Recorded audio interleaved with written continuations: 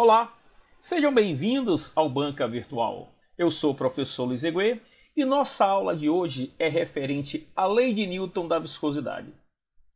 Então, vamos falar sobre os fluidos entendendo exatamente os seus comportamentos.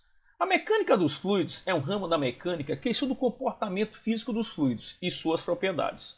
Os aspectos teóricos e práticos da mecânica dos fluidos são de fundamental importância para a solução de diversos problemas encontrados habitualmente na engenharia, sendo suas principais aplicações destinadas ao estudo de escoamento de líquidos e gases, máquinas hidráulicas, aplicações de pneumática e hidráulica industrial, sistemas de ventilação e ar-condicionado, além de diversas aplicações na área da aerodinâmica voltada para a indústria aeroespacial.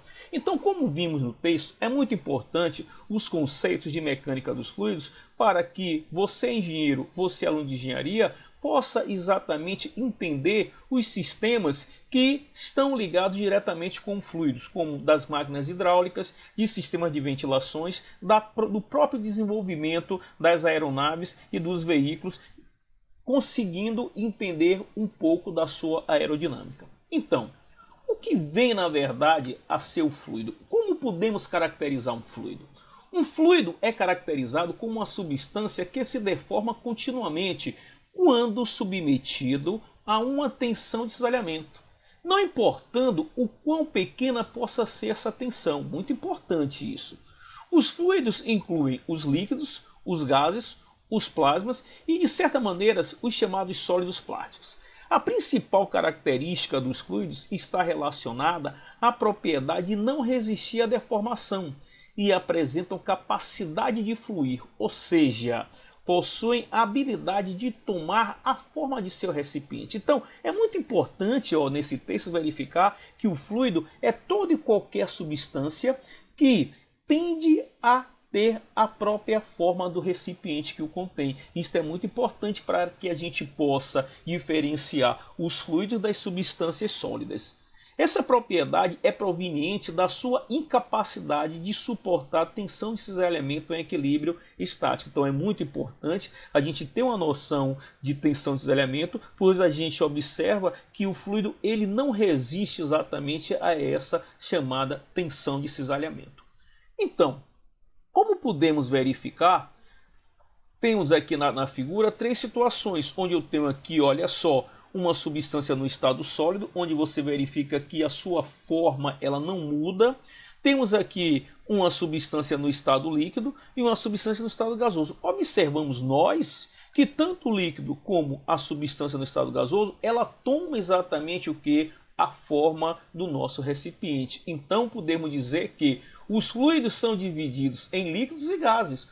Os líquidos formam a superfície livre, isto é, quando em repouso, apresentam a superfície estacionária, não determinada pelo recipiente que contém o líquido. Os gases apresentam a propriedade de se expandir livremente. Sabemos nós que os gases eles tendem a se expandir livremente, quando não confinados por um recipiente, não formando, portanto, a superfície livre. A superfície livre, característica dos líquidos, é uma propriedade da presença da tensão interna e atração e repulsão entre as moléculas do fluido, bem como da relação entre as tensões internas do líquido com o fluido ou sólido que o limita. Então é muito importante a gente verificar como se comportam esses fluidos, os chamados líquidos e os gases. Inclusive, nós podemos verificar que os fluidos, eles podem, na verdade, ser chamados de fluidos incompressíveis e fluidos compressíveis. Então, o que significa, o que será essa ideia que nós temos do fluido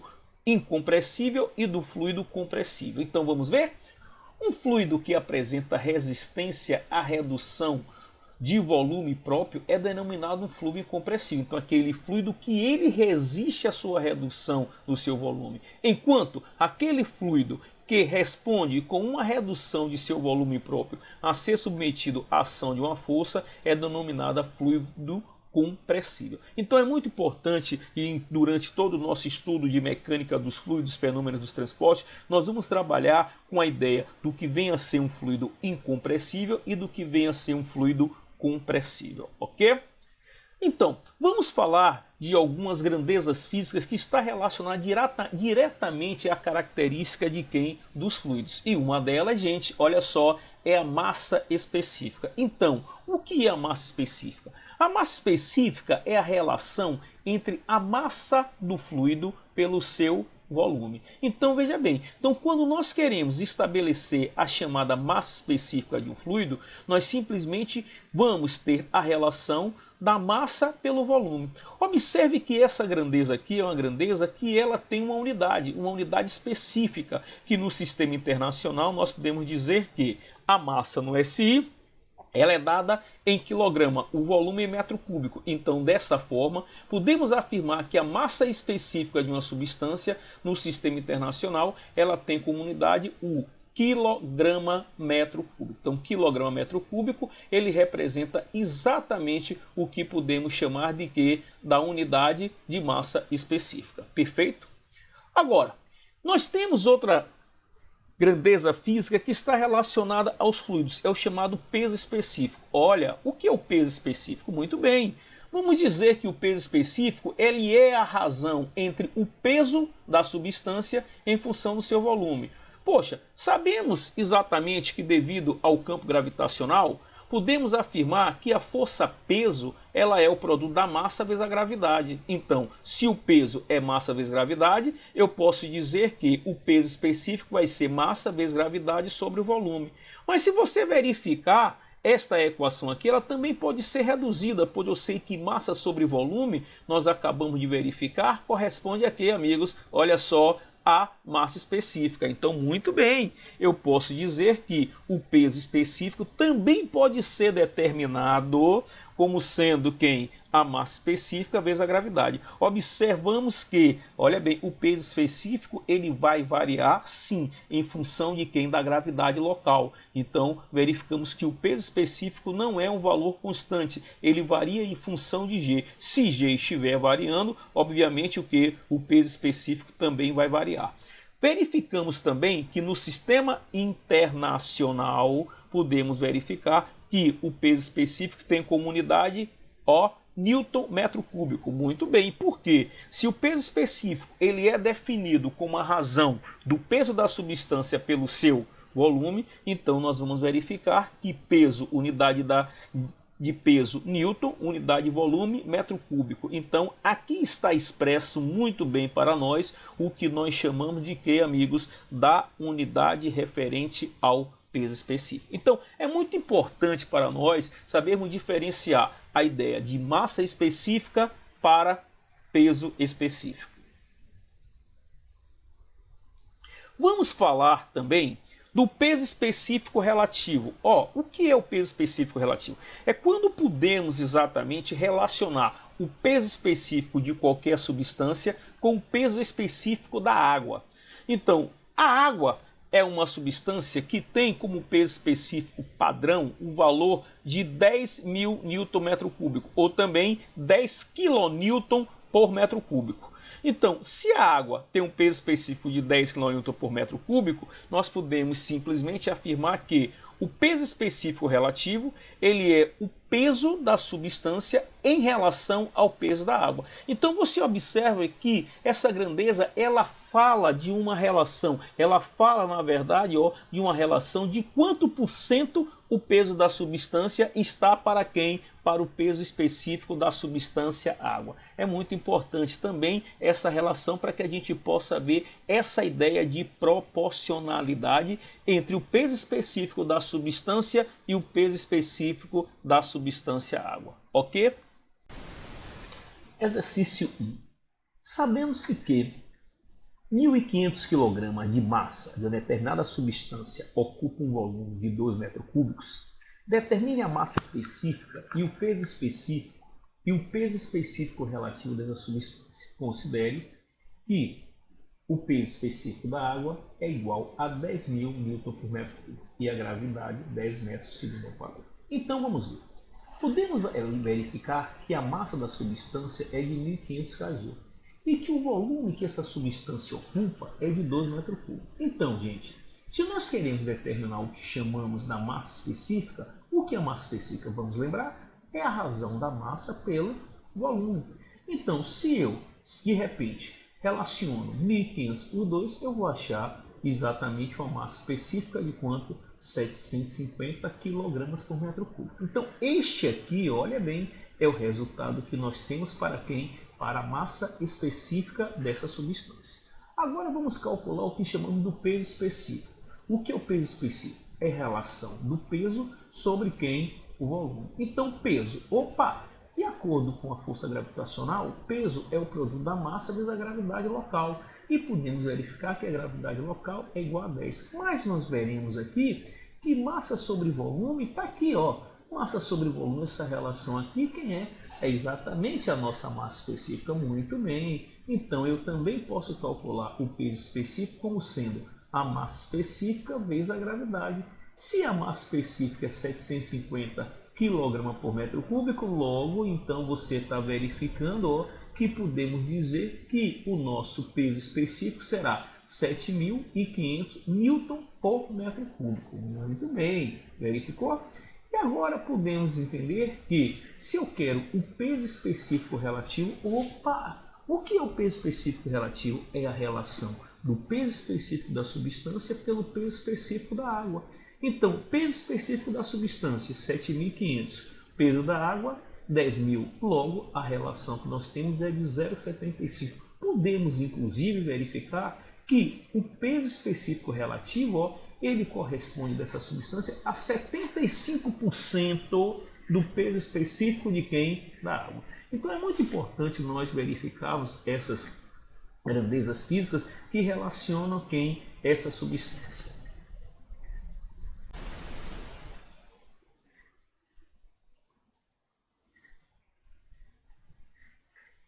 Exercício 2. Um reservatório cilíndrico possui diâmetro de base igual a 2 metros. Então, a base desse cilindro, perdoe, ela tem um diâmetro igual a 2 metros e altura 4 metros. Sabendo que o mesmo está totalmente preenchido com gasolina, dê propriedades na tabela, determine a massa da gasolina presente no reservatório. Muito bem. Se o reservatório está completamente cheio de gasolina, então eu posso verificar o que? Vamos ver? Primeiro, eu vou observar, eu vou entender que nesse caso o volume desse recipiente é dado pela área vezes altura. Muito bem. E que área da base? πr ao quadrado. É a área circular. E a altura h. Então o volume é πr ao quadrado vezes h. Dessa forma eu tenho raio 1, porque 1 é claro, se o diâmetro é 2, o raio vale 1. E a altura 4. Então, nós temos um volume total de 12,56 metros cúbicos, que é, minha gente, o volume do recipiente, que vai ser exatamente o volume da gasolina, pois a questão fala que o reservatório está completamente cheio, completamente preenchido. Então, sabemos que a massa específica da gasolina corresponde à massa sobre o seu volume. Logo, a massa vai ser o volume vezes a massa específica. E a massa específica da gasolina ela é dada como sendo 720 kg por metro cúbico. Então isso aqui é tabelado, pessoal. Então eu posso dizer que eu vou ter 720 vezes 12,56. E assim eu passo a ter que a massa total de gasolina que eu tenho nesse recipiente vai ser de 9.043 kg. Então, essa é a massa específica de que, gente? De gasolina que eu tenho nesse nosso reservatório.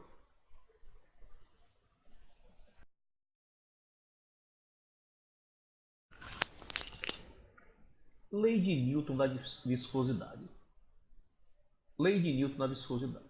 Podemos observar nessa figura uma superfície fixa na parte inferior e uma superfície móvel na parte superior.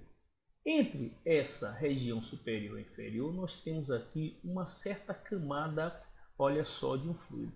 Observamos que quando uma certa força é aplicada exatamente a essa superfície superior, essa camada do fluido aqui começa exatamente a sofrer o que? Uma variação. Ela começa a sofrer uma mudança, uma certa velocidade, pois nós vamos observar que, na verdade, o fluido ele vai aqui sofrer uma deformação.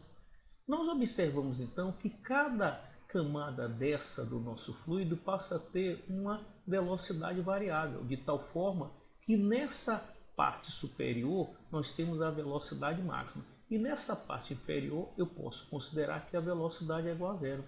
Então, em função dessa distância, nós verificamos exatamente uma variação dessa velocidade. E daí nós podemos dizer que nós temos um gradiente de velocidade em função exatamente de quem? Dessa altura. Poxa, é interessante verificar que cada uma dessas camadas do fluido aqui vão possuir velocidades diferentes. Isso faz com que aconteça, certo, nessa região uma certa tensão de cisalhamento. A tensão de cisalhamento ela é responsável exatamente pela fluidez dessas camadas. Nós observamos que essas camadas aqui elas vão fluir com velocidades diferentes exatamente em função, certo, dessas tensões de cisalhamento que estão surgindo entre elas. Então, em função dessa ideia, podemos dizer que essa tensão de cisalhamento ela é diretamente proporcional a esse gradiente de velocidade. Muito bem. E aí, nós vamos verificar que esse gradiente de velocidade ele é proporcional à velocidade máxima com a qual essa parte do fluido começa a se deslocar em função da espessura de fluido que nós temos. Amigos, se eu tenho essa relação de proporcionalidade, para eu ter uma equação, basta eu ter exatamente uma constante. E essa constante que nós temos é o que nós chamamos exatamente da viscosidade dinâmica do fluido. E daí é que se baseia exatamente a lei de Newton. Ou seja, o que é que diz a lei de Newton da viscosidade? Ela afirma que a tensão de cisalhamento é igual à viscosidade dinâmica vezes a velocidade com a qual o fluido está se deslocando em função da sua o quê? Espessura. Então, é uma equação muito importante, pois é através dela que nós podemos estabelecer uma característica muito importante do fluido, que é a sua viscosidade dinâmica. Então, aqui está o pistão de peso 4 N, cai dentro de um cilindro com velocidade constante de 2 metros por segundo. Então, ele está se deslocando com a velocidade de 2 metros por segundo. O diâmetro do cilindro é de 10,1 e o do pistão 10 centímetros. Determine a viscosidade do lubrificante colocado na folga entre o pistão e o cilindro. Então, o que nós vamos aqui? Nós estamos vendo aqui exatamente o que? Que o nosso cilindro tem um diâmetro de 10,1. O nosso pistão tem um diâmetro de 10 centímetros e a carga, o peso dele é de 4 newtons. Eu posso verificar que entre as paredes de quem? Olha só, entre as paredes do pistão e do cilindro, eu tenho exatamente uma película de óleo de lubrificante aqui, para essa altura aqui de 5 centímetros. Então, o que nós vamos verificar? Nós vamos observar que como esse pistão está se movimentando com velocidade constante, o somatório das forças é igual a zero. Eu sei que devido exatamente a essas tensões que eu tenho aqui, essas chamadas tensões de cisalhamento, eu vou ter exatamente aqui uma força tangencial. Lembrando sempre o que? Vamos lembrar? Lembrando sempre que essa força tangencial aqui, ela surge exatamente devido que às nossas tensões de cisalhamento. Então eu posso dizer o que? Eu sei que a lei de Newton de viscosidade me diz que a tensão de cisalhamento é igual a viscosidade e velocidade sobre a espessura. E eu sei muito bem através dos conhecimentos de tensão de cisalhamento que a tensão ela é a razão exata de quem? Dessa força, olha que coisa interessante, dessa força de cisalhamento ou dessa força também conhecida como dessa força tangencial dividido por quem? Pela área. Então, em cima dessa ideia, nós vamos observar que, olha só, eu posso dizer que se ele está se deslocando com velocidade constante, nós vamos verificar que simplesmente a tensão, certo? A tensão, ela pode ser escrita como sendo densidade, velocidade sobre a espessura. Mas a tensão também não é a força tangencial sobre a área, então eu posso igualar essa equação. Quando igualo essa equação, eu verifico o quê? Primeiro, quem vai ser a espessura do fluido? Se o fluido se encontra exatamente nessa região entre quem? Entre o cilindro e o pistão, eu vou simplesmente dizer que a espessura vai ser todo esse diâmetro, que é 10,1, menos o diâmetro de quem? Do pistão, dividido por 2. Por que por 2? Porque eu tenho exatamente duas regiões aqui onde eu tenho o óleo, onde eu tenho o lubrificante. Logo, dessa forma, eu encontro que a espessura de fluido que eu vou ter em cada uma dessas fendas aqui é de 0,05 vezes 10 a menos 12 metros. Muito bem, então isso aqui é a espessura de fluido que nós temos. Então, a partir dessa ideia, eu quero agora calcular a área, olha bem, a área do pistão que está em contato com com o cilindro. Como aqui eu tenho o meu pistão de forma cilíndrica, vamos fazer uma coisa, se eu pegar o meu pistão aqui, se eu pegar o meu cilindro aqui, cortar ele e abrir, eu não vou ter exatamente esse retângulo, eu posso dizer que esse comprimento que eu tenho aqui na parte superior é exatamente o comprimento dessa área circular. O comprimento dessa área circular vai ser igual a quanto? A 2πr, ok? E eu posso dizer que esse comprimento aqui, que nós temos, é igual a quanto? 5 centímetros, ou 0,5. Logo dessa forma, amigo, eu posso chegar para vocês e dizer o que? Que a área vai ser 2πr vezes essa altura. E aí eu vou encontrar uma área igual a 15,7 vezes 10 a menos 3 metros quadrados. Muito bem. Então é importante você verificar, é importante você visualizar o que nós temos aqui. Então nós temos aqui exatamente essa área, que é a área do pistão, que é a área do cilindro que está em contato com com o lubrificante. Muito bem. Então agora eu posso dizer o que? Mi é o que eu quero, que é exatamente a viscosidade dinâmica. V, que corresponde à velocidade com a qual esse pistão está se movimentando. E, que corresponde à espessura da película de óleo.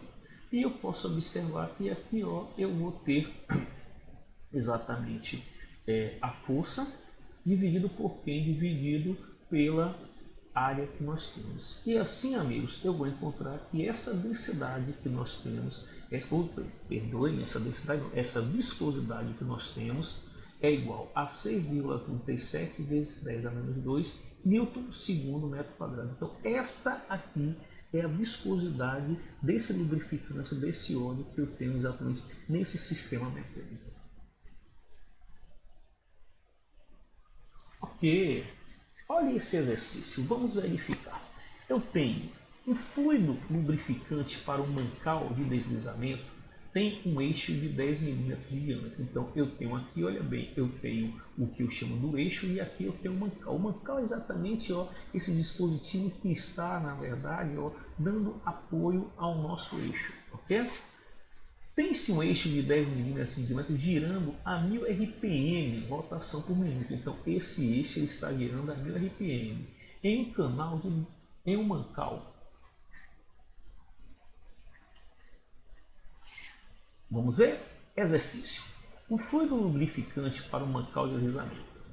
Tem-se um eixo com 10 milímetros de diâmetro, girando a 1000 RPM por minuto, em um mancal de deslizamento de 100 milímetros de comprimento. Então, o que é que eu tenho? Eu tenho um eixo, onde esse eixo ele está apoiado no mancal. Eu vou dizer, obviamente, que esse eixo está girando a uma frequência de 1000 rotações por minuto. O torque aplicado ao eixo, o que é o torque? É exatamente a ação da força que faz esse torque sofrer o que? Sofrer o que nós podemos dizer rotação. Ok? Então, o torque aplicado ao eixo é de 0,01 Nm. Uma fina película de lubrificante com espessura de 0,1 mm preenche a folga anular entre o eixo e o mancal. Então, eu tenho aqui exatamente com vocês óleo com uma espessura de 0,1. Calcule a viscosidade dinâmica do fluido lubrificante. Muito bem, então o que é que nós vimos? Primeiro, pela lei de Newton da viscosidade, eu posso dizer que a tensão de cisalhamento é igual a viscosidade, velocidade, sobre a espessura do fluido. Nós podemos dizer que esse nosso eixo ele possui um raio de 5 milímetros. Ele está dizendo aqui que se o diâmetro é 10, então o raio é 5. 5 vezes 10 a menos 3, o que é metro.